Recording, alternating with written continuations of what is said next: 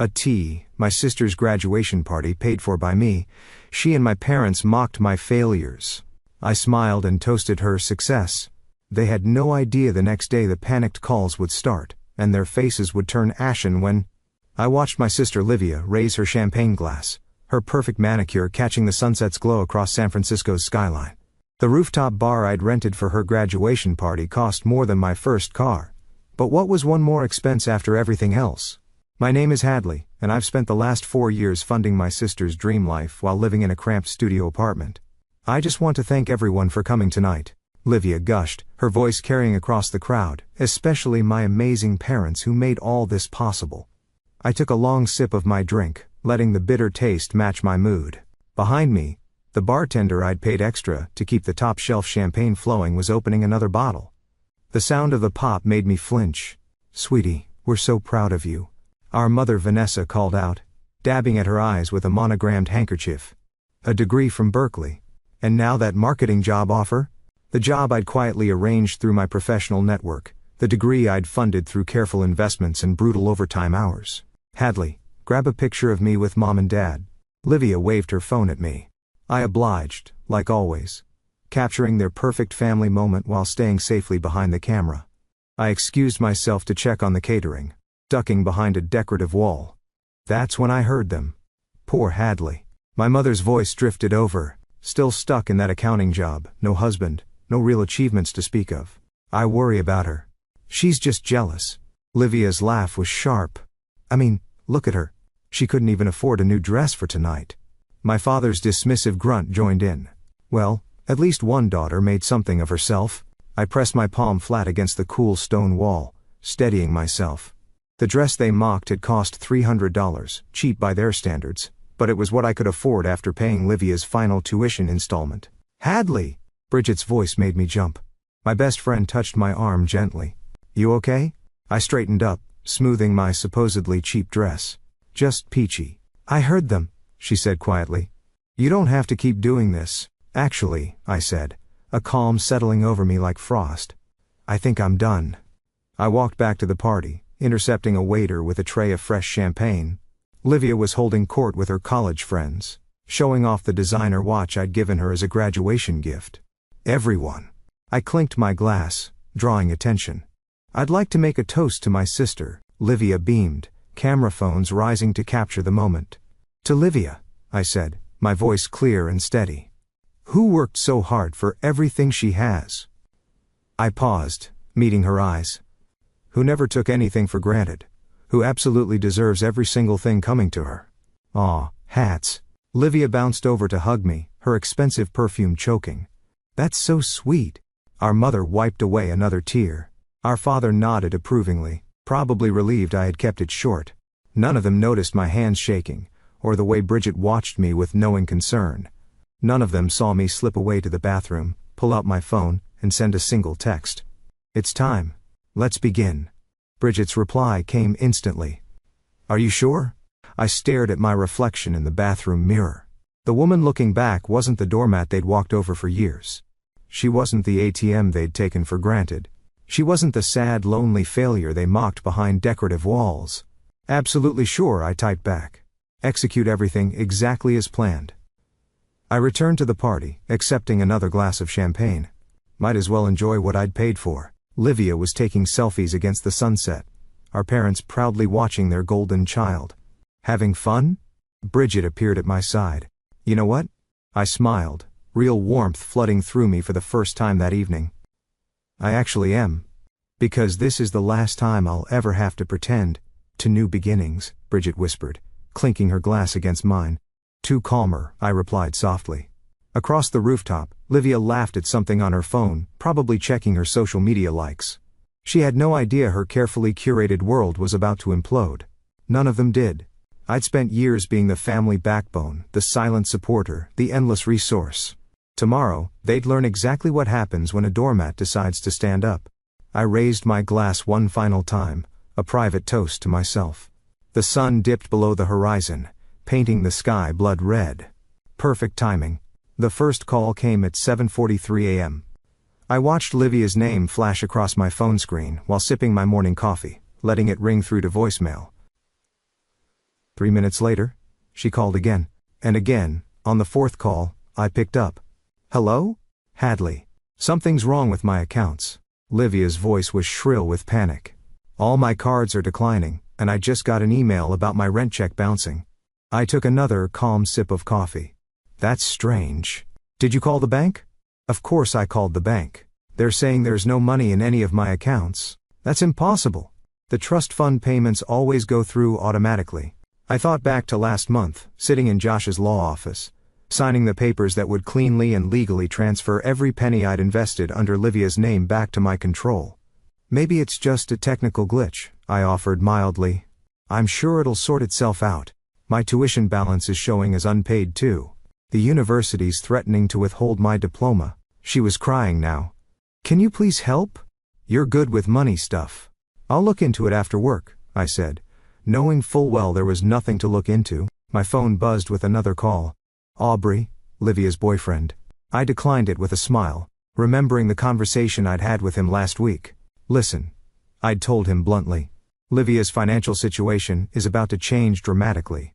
Thought you should know since you seemed so invested in her lifestyle. He'd understood immediately.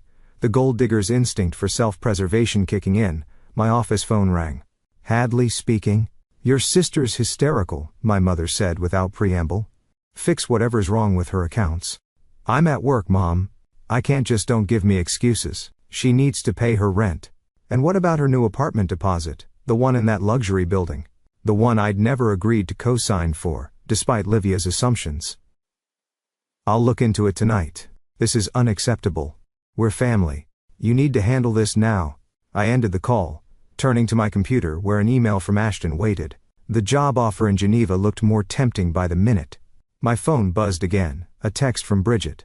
Livia just showed up at my apartment crying. Says Aubrey isn't answering her calls. Shocking, I texted back, almost like he was only interested in her money. She's asking if she can crash here. What should I say? Tell her you're subletting to a family member next month. Stick to the plan. Around noon, my father called. Whatever game you're playing, stop it. He growled. Your sister's future is at stake. What game? I kept my voice innocent. I'm just as confused as everyone else. Like hell you are. You've always been jealous of her success. Dad, I cut in smoothly. I have a meeting. We can discuss this at the family dinner on Thursday. I hung up before he could respond, turning back to my spreadsheet. The one documenting every dollar I'd ever given them, every investment I'd made in Livia's name, every sacrifice that had built their comfortable illusion. By 3 p.m., Livia was desperate enough to show up at my office. Please, she begged, mascara streaking her cheeks. I need money for food. Aubrey's not answering.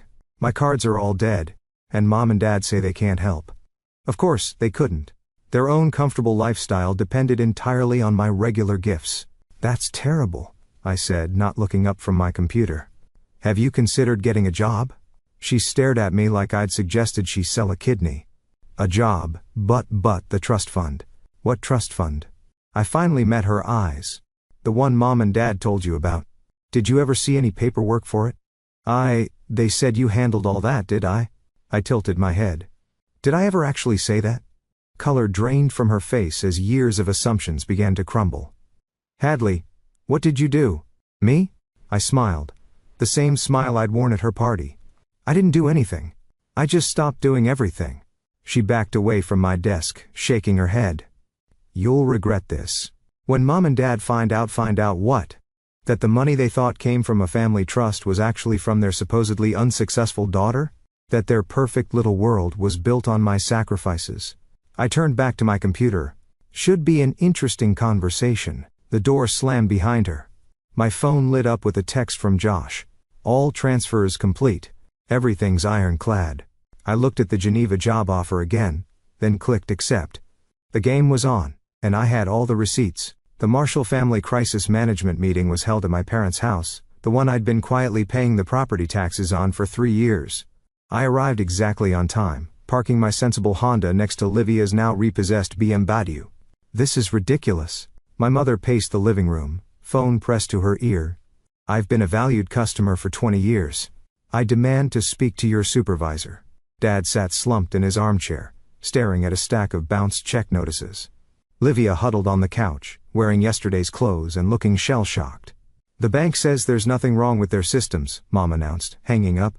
"Hadley, you need to call them. Use your financial expertise or whatever." "I already looked into it," I said, settling into a chair. "Everything seems to be in order, legally speaking." "In order?" Lydia's voice cracked. "I'm about to be evicted. My credit score is ruined. Aubrey won't even answer my texts. Have you considered getting a roommate?" I suggested. "Or moving somewhere more affordable." "More affordable." Mom looked scandalized. "She can't live in some cramped apartment like she caught herself," but I finished for her. "Like me? In my sad little studio? The one I could afford after paying for her degree?" Silence fell heavy across the room. Dad's head snapped up. "What exactly are you implying?" he demanded. My phone buzzed. A text from Ashton. "Paperwork's ready for Geneva. Need your signature by Friday." "I'm not implying anything," I said, tucking my phone away. "I'm just suggesting Livia might need to adjust her lifestyle." "This is all your fault!" Livia suddenly shrieked. "You did something to my accounts. You're punishing me, because you're jealous." "Jealous?" I laughed, the sound sharp enough to make them flinch. "Of what? Your carefully curated Instagram life? Your fake job credentials? Your gold digger boyfriend who disappeared the moment the money dried up? How dare you?" Mom stepped toward me. "After everything we've done for you." "Everything you've done for me?" I stood slowly. "Please, enlighten me. What exactly have you done for me?" "We raised you. We supported you." "Did you, or did I support all of you?" I pulled out my tablet, opening a folder labeled Family Expenses. "Should we go through it? Year by year, dollar by dollar." "Put that away," Dad ordered, but his voice wavered. "Make me understand," I continued, my voice steady. "Help me see how I'm the ungrateful one when I've been funding this entire family's lifestyle for years." "That's not true." Livia jumped up. "The trust fund." "Show me the trust fund paperwork," I challenged. "Show me one document that proves it exists." More silence, more shifting glances. "I've called a family meeting for Thursday," I announced. "A proper one, with full financial disclosure. I suggest you all attend." "Or what?" Mom's voice was dangerous. "Or you can continue trying to access accounts that no longer exist, calling banks that can't help you, and pretending this isn't happening." I headed for the door. "Your choice." "Wait," Livia called out. "What about my rent? What am I supposed to do?" I paused at the doorway. "You know, I asked myself that same question 4 years ago, when I was working 3 jobs to pay your tuition. Funny how no one cared about my housing situation then." My phone buzzed again. Bridget this time. "Emergency. Livia's trying to access those backup accounts you mentioned during Y night 2 years ago."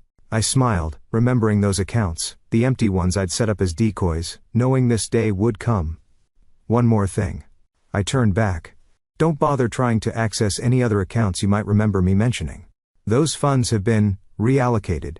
"You can't do this to us," Mom whispered. "We're family." "Family?" I met each of their eyes in turn. Funny how that word only matters when you need something from me. I walked out, closing the door on their protests. In my car, I pulled up the Geneva job offer again, VP of Investment Strategy, starting in 2 months. A fresh start, an ocean away from their manipulation. My phone rang. Ashton, again. "Hey. The moving company you asked about can handle international relocations. Want me to set up a consultation?" "Yes," I said, starting my car. "And, Ashton? Thank you for everything. You're doing the right thing," he said quietly. They needed this wake-up call. I drove home to my small studio, thinking about Thursday's meeting, about the spreadsheets I'd prepared, the documents I'd gathered, the truth I'd finally expose. Let them panic for 2 more days. Let them scramble and scheme and try to access empty accounts.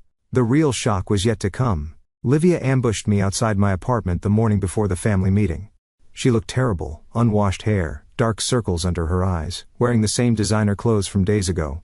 "We need to talk," she said, pushing past me into my studio. "Please come in," I muttered, closing the door. She paced my small living space, taking in the IKEA furniture and bare walls. "Is this really how you live? Some of us can't afford West Elm when we're paying someone else's BMW payments." She spun to face me. "I know what you're doing. You're trying to punish me because you're bitter about your own failures." I poured myself coffee, not offering her any. Failures? Like my 6-figure investment portfolio, my perfect credit score, my new job offer? Job offer. VP position. In Geneva. I sipped my coffee. Starting salary is triple what I make now. She sank onto my futon. You're leaving. Turns out when you're not supporting an entire family, you can actually focus on your own career. But you can't leave. Her voice cracked. What about mom and dad? What about me? What about you? I set my mug down hard. What about when I needed help? When I worked overtime until I got ulcers? When I lived on ramen to pay your sorority dues? I never asked for that. No. You just took and took and took, and mocked me behind my back at parties I paid for. Her face went white. You heard that? I hear everything, Livia. I see everything. I've documented everything. Is that what tomorrow's meeting is about? You're going to humiliate us? I'm going to tell the truth for once. She stood, switching tactics. Her voice went soft, pleading. Hadley, please? We can fix this. I'll get a job. I'll pay you back. With what skills? I cut in. Your fake marketing experience, those padded resumes I found on your laptop? You went through my laptop? No. Aubrey sent me copies. Amazing what people will share when the money dries up. She crumpled, tears starting. Why are you being so cruel? Cruel? I laughed. Was it cruel when Mom called me a disappointment at Christmas? When Dad said I was wasting my potential? When you told your friends I was just jealous of your success? That was different. We were just what? Just destroying my self-worth? Just using me as your personal bank? Just treating me like garbage while I sacrificed everything for you? My phone buzzed. Bridget. Your mum's trying to access your old accounts at Pacific Bank. I smiled. Tell me, how's Mum doing with her desperate bank calls? Livia's eyes narrowed. You're enjoying this. Maybe I am. Maybe after years of being your doormat, I finally learned to stand up. By destroying our lives. No. By stopping you from destroying mine. I opened my door. See you tomorrow at the meeting. Don't be late. You won't want to miss the PowerPoint presentation. Wait. She grabbed my arm. What about my student loans? They're going to default. I gently removed her hand. Funny thing about those loans, they never existed. I paid your tuition in cash. Every semester. She staggered back. That's impossible. The trust fund. Say trust fund one more time, I challenged. Keep clinging to that fantasy. My phone buzzed again. Ashton. Lee signed on your Geneva apartment. Riverview, just like you wanted. Get out, Livia, I said quietly. Go home. Prepare yourself for tomorrow. Because after I'm done, none of you will ever see me as the family ATM again. She left, mascara streaking her cheeks. I watched her walk away. No longer feeling the guilt that used to consume me. My laptop chimed with an email from Josh. Final documentation prepared for tomorrow. Everything's ironclad. They can't touch your assets. I opened the presentation I'd prepared. Slides of bank statements, transfer records, property tax payments, years of financial manipulation laid bare in clean corporate formatting. My phone rang. Dad this time. I let it go to voicemail. Hadley. His message was gruff. Desperate. Whatever you're planning tomorrow, think about your mother. Think about your sister. Think about I deleted it before he could finish. They'd never thought about me after all. Tomorrow, they'd learn exactly what their perfect little world was built on. Tomorrow, they'd face the truth about their golden child's success. Tomorrow, they'd understand exactly what they were losing. And then I'd board a plane to Geneva, leaving them to clean up their own mess for once. I closed my laptop, smiling at the thought of their faces when they saw the first slide. The real cost of family. A financial autopsy. I booked the small conference room at Josh's law office for the family meeting. Professional, neutral. Perfect for a corporate-style takedown. They arrived together, Mom, Dad and Livia, looking like they hadn't slept in days. Bridget sat in the corner, ostensibly taking notes, but really there as my witness. Josh stood by the door, silent and watchful. What's all this? Dad gestured at the projector screen. Why do we need lawyers? Sit down, I said, clicking my laptop to life. We have a lot to cover. The first slide appeared, a simple spreadsheet showing 4 years of transactions. Let's start with Livia's education, I began, my voice steady. Berkeley tuition, $45,000 per year. Sorority dues, $3,000 per semester. Housing, $2,800 monthly. Personal allowance, $2,000 monthly. We know all this, Mom interrupted. The trust fund. There is no trust fund. I clicked to the next slide. There never was. These are transfers from my personal accounts, routed through shell companies I created to maintain your illusion. Livia's face went pale. Dad started to stand, but Josh cleared his throat meaningfully. Moving on to property taxes, I continued. Mom, Dad, your house payments have been coming from me for 3 years, along with your car payments, insurance, and that renovation you insisted was essential. That's not possible, Dad whispered. Our investments were liquidated 2 years ago to cover Livia's shopping sprees and Aubrey's business ventures. Another slide. You gave him $50,000 of what you thought was trust fund money. It was my savings. You're lying, Olivia said, but her voice shook. I placed a stack of folders on the table. Bank statements, transfer records, tax documents, every dollar I've given this family tracked and documented. Mom reached for a folder with trembling hands. But your job. You couldn't afford. I worked 3 jobs in secret, invested aggressively, lived on nothing while funding your lifestyle. I clicked again.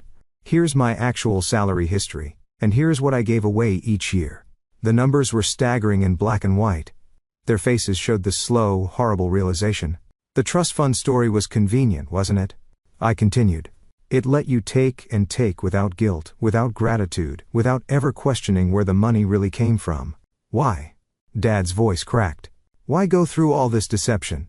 Because you needed to believe Livia's success was self-made, that her achievements were her own, that she was better than your other daughter, the sad accountant with no life. Livia started crying.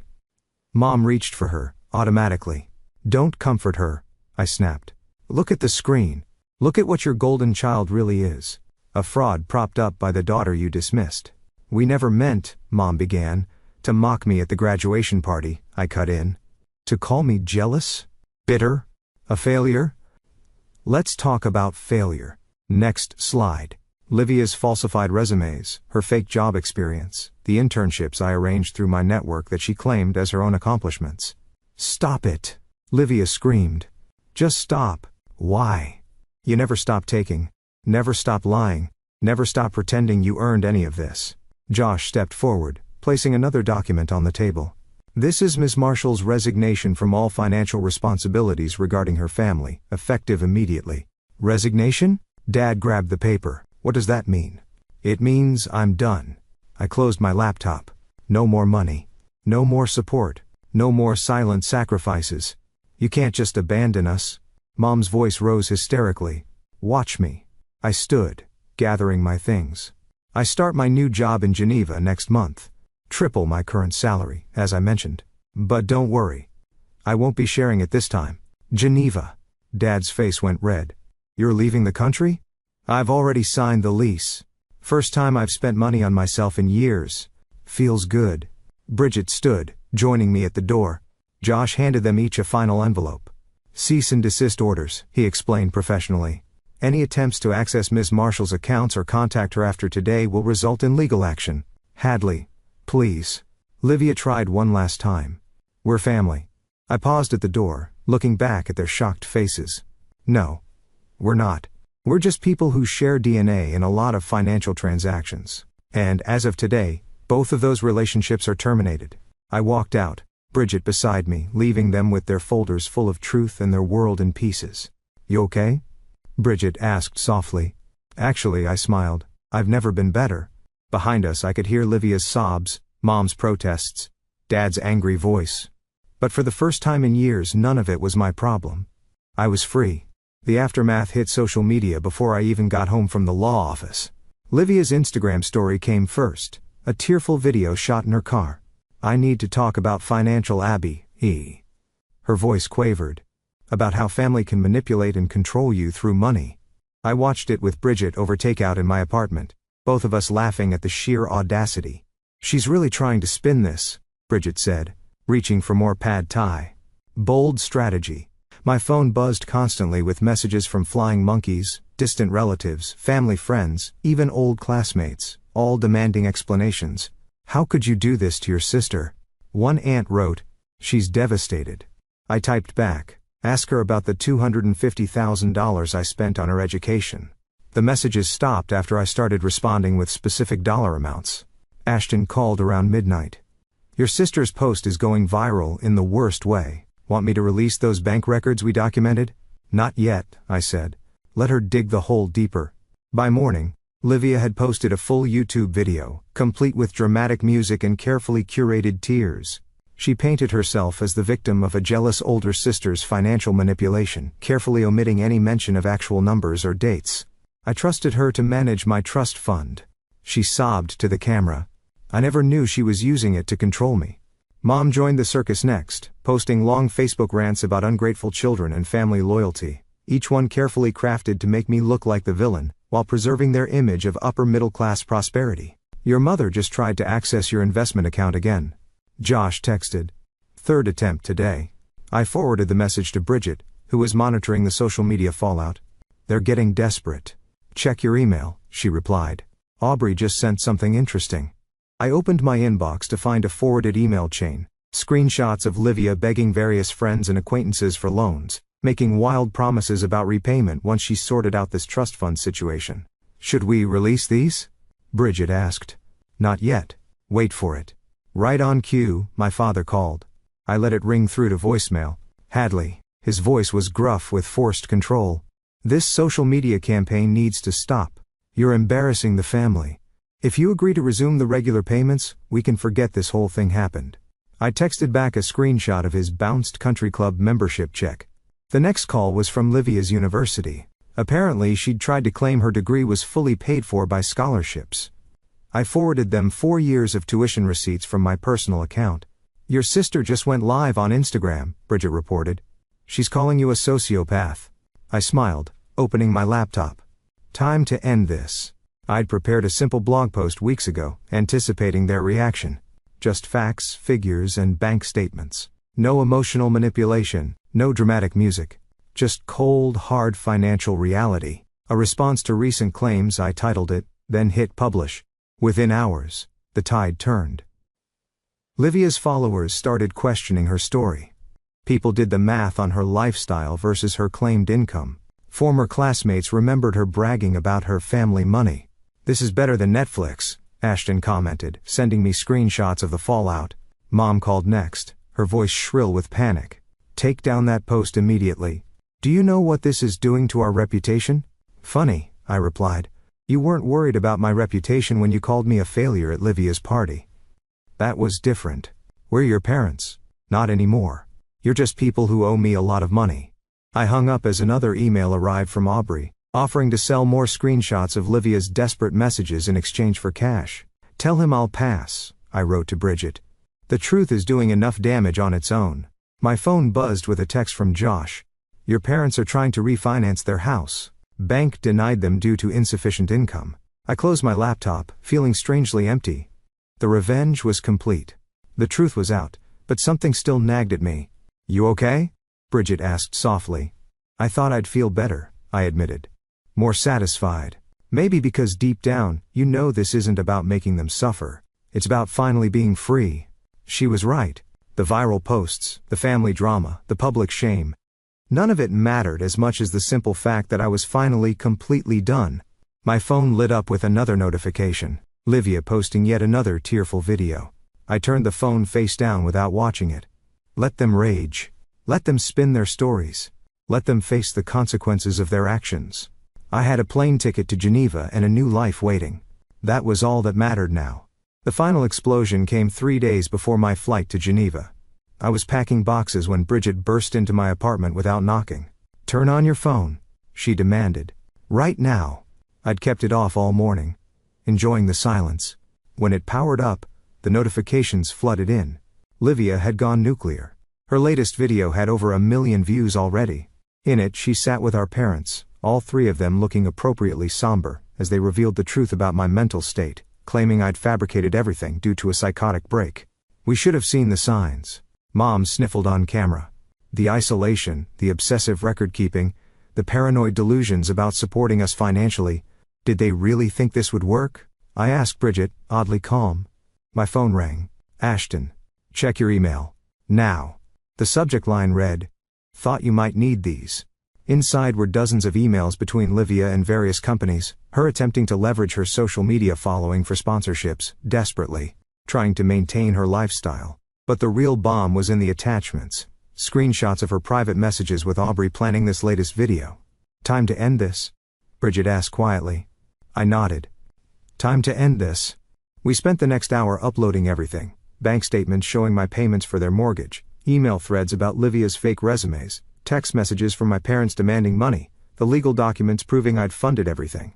But the killing blow was the audio file, a recording from Livia's graduation party capturing their mockery word for word. "Send it," I told Bridget. She hit publish on my behalf, then hugged me as I finally broke down. "It's okay," she whispered. "Let it out." Years of suppressed emotion poured out, not just anger or satisfaction, but grief for the family I'd never really had, the support I'd never received, the love that had only flowed one way. My phone exploded with notifications as the truth spread. Livia's followers turned on her. The family friends who'd condemned me went silent. Local news outlets started calling. Then came the text from Josh. "Your parents are at my office, threatening legal action. Should I show them the trust fund documentation?" "Show them everything," I replied. An hour later he sent an update. They left in tears. "Your father said," and I quote, "We didn't know. We really didn't know. They knew." I texted back. "They just didn't care." Ashen called next. "The Geneva apartment is ready. Want me to move up your flight?" I looked around at my half-packed boxes. Yes. Please. Social media was in meltdown. Livia's influencer career was imploding in real time as sponsors dropped her. Mom's Facebook friends were sharing my evidence, turning their perfect family image to ash. "Hadley," Bridget said softly, showing me her phone. "Look." A new video was going viral. Aubrey, speaking directly to camera from what looked like an expensive hotel room.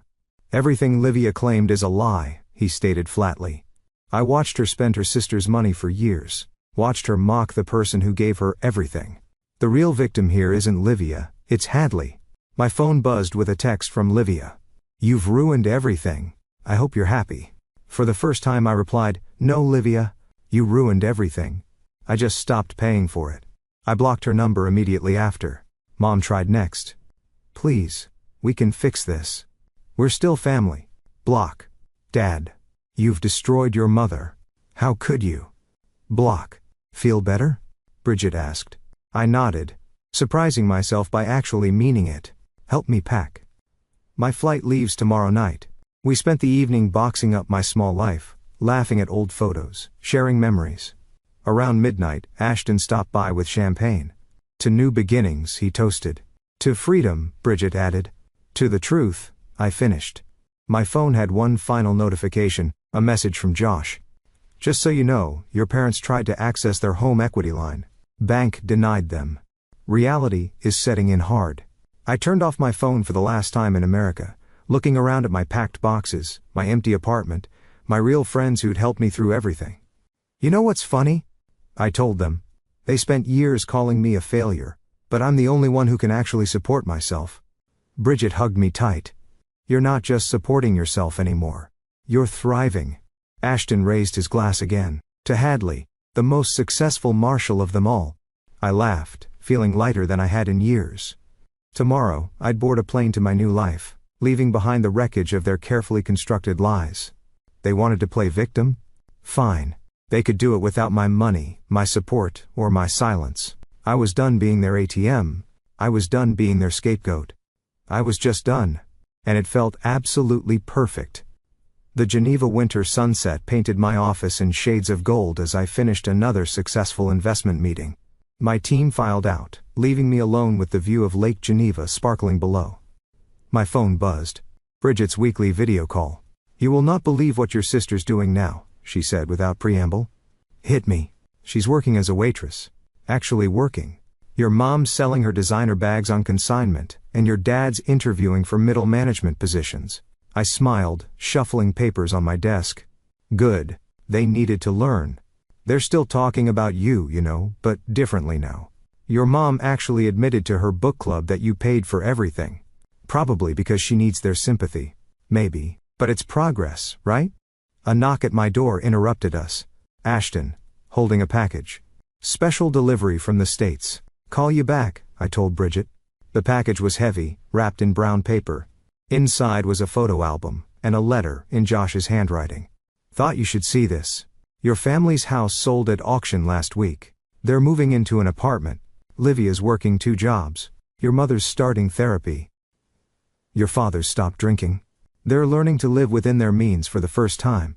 I flipped through the album, newspaper clippings about their financial downfall, screenshots of Livia's much humbled social media presence, photos of the house sale. The last page held a handwritten note from my mother, Hadley. I don't expect forgiveness. I don't deserve it. But, I want you to know. I understand now. I see what we did to you, what we took from you. I'm sorry, not because we got caught but because we hurt you. Mom, you okay? Ashton asked softly. Better than, okay, I replied, closing the album. Ready for dinner? That new place by the lake? Over wine and pasta. Ashton updated me on the latest office gossip. My phone buzzed occasionally. Work messages, friends checking in, life moving forward. Not one message from my family. They'd finally learned. Package for you at reception, the Metro Day announced, bringing over a small box. Inside was a framed photo from Bridget, me at Livia's graduation party, raising that final toast, but she'd added text over it. Here's to karma, consequences, and choosing yourself. Perfect timing, I told Ashton. This is going on my office wall. Speaking of timing, he reached into his jacket. The board approved your proposal. You're officially running our new investment division. I took the contract, smiling at the 7-figure salary. Not bad for the family failure? You were never a failure, he said seriously. They just needed you to feel like one so they could keep using you. My phone lit up. Bridget again. Livia just posted about learning valuable life lessons about privilege and responsibility, with a photo of her in her waitress uniform. I laughed, showing Ashton. Now that's calmer. You could reach out, he suggested carefully. If you wanted? I don't, I said simply. They're learning to stand on their own feet.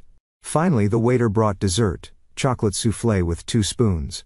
Through the window I could see the lights of Geneva reflecting on the lake, my new home sparkling with possibility.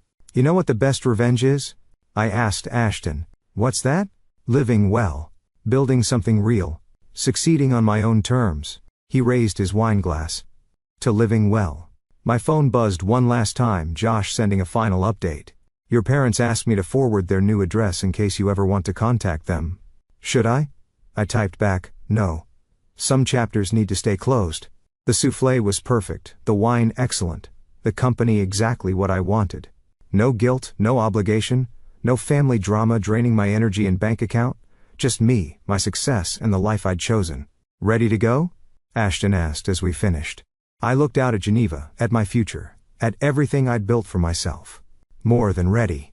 We stepped out into the crisp Swiss night, my heels clicking on ancient cobblestones. Above us, stars sparkled in a clear sky.